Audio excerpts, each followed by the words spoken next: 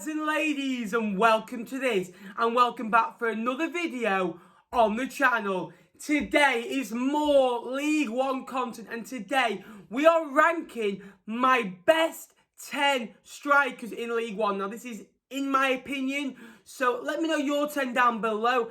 It doesn't mean they are the best, I just put them for kind of what they offer to their team goals wise, and I've kind of tried to base it on not just scoring as well, kind of the hold-up play and how they offered so much more to their team. Now, there are a couple of rules. I can't put two strikers in from one club, so I can't put Pigu in, and I couldn't put Macaulay Bonne in, or Morton and Edmondson, or Manjon and Chris Long in, for example. So, it is one from each club. I've done a top 10. Let me know your top 10 down below. If you're new to the channel, please remember to like and subscribe. 10th. Now, this is the toughest list that I've done because I had a list of about 19 strikers from 24 clubs. I've gone for Matty Taylor. Now, Matty Taylor is a season pro. He's done it at a lot of different clubs. But since Oxford, I think he's had 2 full seasons and he scored 17 goals in both seasons. And to not put that in, I think it would be criminal. He scores goals, he runs a line, he gets in behind. You know, he's an experience, he's done it for a number of years. I like Matty Taylor. I think he's a good player, a good striker. Only needs one chance. Ruthless in front of goal, you know, good in the air, and, you know, very cool and composed. So Matty Taylor is in my top 10. At 9th, we've gone for last season's top goal scorer, Charlie White. Now, yes, he's not had the best of starts to this season. He's had 5 games, he's not scored, but that won't say the same for long. He's had a couple of chances that he probably should have scored, and he isn't high up in this list because I don't think he offers much more than scoring goals. I think if he has a bad game, you're not going to get much out of him. But when he has a good game, you're going to get goals out of him. He's good in the air, good physical presence, good in the box. You know, a typical centre forward.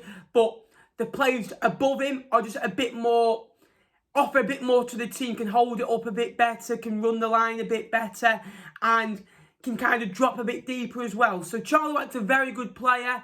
I think Sunderland will miss him this year, but again, Charlie White is in this list.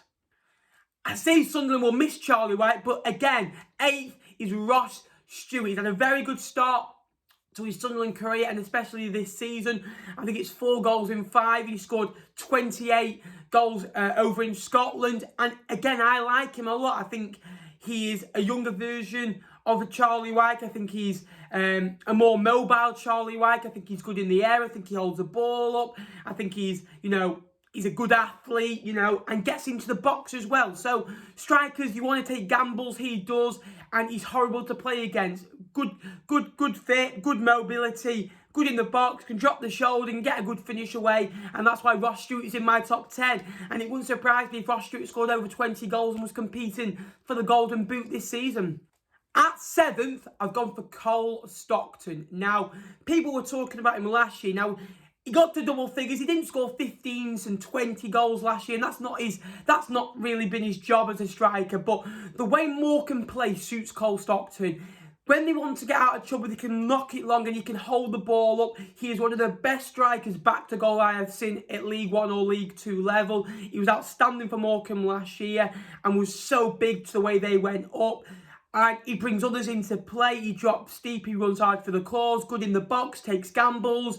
And again, he's in a side that don't create many chances, but he scores goals. I think he scored 4 goals in 5 games this year, and he scored 1 in the cup as well. So I really like Cole Stockton, and that's why he's in my list. And again, he's going on a boogie with Steve Robinson, Morecambe fans. At 6th, it's the golden boy, Luke Jeffcott. Now, again, started last season on fire, was absolutely amazing. And in the second half of last year, it just kind of didn't fall for him. He wasn't getting the rub of the green. And maybe chances that he had that were going in early on in the season just didn't quite go in. But again, started this season off very well. I think he's got 3 goals and an assist. And I like him a lot. He's very good in front of goal. He's had a couple of international under-21s call-ups as well. You know, runs the lines, gets in behind. He's a nightmare to play against. Can hold the ball up as well. So he's got that bit of old-fashionedness about him. But again, that little bit of modernness and something that is developing in the game as well. So Luke Jeffcott, I think he's a very, very good player. Golden boy, scores goals, gets assists, helps his team out. In a Plymouth side that will create chances under Ryan Lowe, Luke Jeffcott's in my top 10. 5th. Now, I was debating these two strikers at these two clubs. It was between Colby Bishop and Dion Charles. I've gone for Dion Charles. Now, again, double figures last year, and he gets close to 20 goals a season for Accrington Stanley. He's the star boy. He finishes inside the box, outside the box. He takes risks. Again, can operate on the wide side as well, but can also play as a solo striker. Again, he can do it on his own. He can do it in the two. And it's magical what that boy can do. Fleetwood had him for a bit. We didn't utilise his qualities. But he's quick, he's agile, he's mobile, gets in behind, gets into the box. Lethal in front of goals, scores goals. And it's no wonder why clubs are interested. And Accrington have put an over a £1 million fee on him as well. Dion Charles is in my top 5. At 4th, I've gone for Jaden Stockley. Now, a lot of people don't talk about his qualities enough. Now, he came in on loan at Stockton last year, and Stockton at the time was struggling for goals and chances, but he scored a lot of goals. Again, good, uses his head quite a lot, but can also use his feet. He's no slouch, can hold the ball up. Again, good back to goal. I love strikers that can hold the ball up, bring others into play, can hold the ball up when you're in a bit of danger. Jaden Stockley can do that. Joined Charlton on a permanent this season. He scored goals in League 2 with Exeter. Didn't quite hit it at Preston, but didn't get the rub of the green or the chances.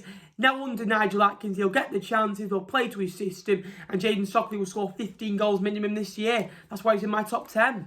At 3rd, we've gone for Joe Pigu. Yes, feed the pig and he will score. He got up and running from the penalty spot on Saturday against former club Wimbledon. He was scoring 20 plus goals in a Wimbledon shirt that, again, they were finishing in the bottom 6 every year. He was their main man, and it was their job to feed Joe Pigu. And when you go to a big club like Ipswich, expectation, you're not quite the main man anymore, and you're expected to hit it straight away. Now, that penalty goal will do him the world of good. He'll go on a run now. He'll score double figures this year in a good Ipswich side. But to go and do it in a Wimbledon side that don't score many goals for the last 2 or 3 years is unbelievable. And fair play to the lad. He scored over 50 goals for Wimbledon. I like him a lot, and that's why he's in my top 3. Now, my top 2, it was always going to be difficult. At 2nd, I've gone for Lee Gregory. Now, Lee Gregory, amazing at Millwall at League 1 level, was scoring goals, was firing, goal poacher. A lot of his goals weren't amazing. A lot of his goals for Sheffield Wednesday so far, they've been tap-ins, but he's a natural poacher in front of goal. He gets in the right positions, and when you get in the right positions, goals should be easy to do. It's like Stewie, you just line them up one after another. That's what Lee Gregory does. He's a perfect League 1 striker, not blessed with, the physicality of some other strikers, but again, good in the air, no slouch, good mobility, gets in the good areas and scores goals. He's lethal at this level. Number 1. Now, I've not put this man for number 1 just for his goal scoring record. His goal scoring record is only like a 1 in 4 record. He's done it in the Championship and League 1. I've gone for Michael Smith. Now, a lot will be surprised. Michael Smith is the best back-to-goal striker I've seen at League 1 level in a long, long time. There's nobody better than him in this year's League 1, in my opinion. He holds the ball up really well. He brings others into play. He's physical. He rough and tumbles. But again, he gets into the box. He scores goals. He's got 3 or 4 goals already this season. Paul Warren loves him. He's a health freak. I think when he first signed with the green tea, I absolutely love him. I think he's absolutely fantastic. There's no wonder why Middlesbrough wanted him this summer. And for him staying Rotherham, that's the best piece of business they could have done, keeping Michael Smith. Again, he was rumoured to be going for $500,000. He's worth about $5 million to Rotherham, because you're not going to get a lot of players better than Michael Smith in League 1. Very good striker, scores goals, great back to goal, old-fashioned striker. It's what you need to get out of League 1, and that's why I think Rotherham could get out of League 1. Thanks for watching today's video. I hope you did enjoy it. If you're new to the channel, please remember to like and subscribe. We're closing in now on 7,000 subscribers. I need your help. Let me know your top 10 down below. A lot of good strikers did miss out, like Joe Ironside missed out, which, I like him a lot. I really do. I think he's a fantastic player. And then you've got a load of other, strikers from different clubs as well that slightly just missed out. Vadine Oliver scored 15, 20 goals last year, missed out as well. So let me know your top 10 down below, and, some underrated strikers that we need to look out for this season. Until next time, I will see you later. Please remember to like and subscribe.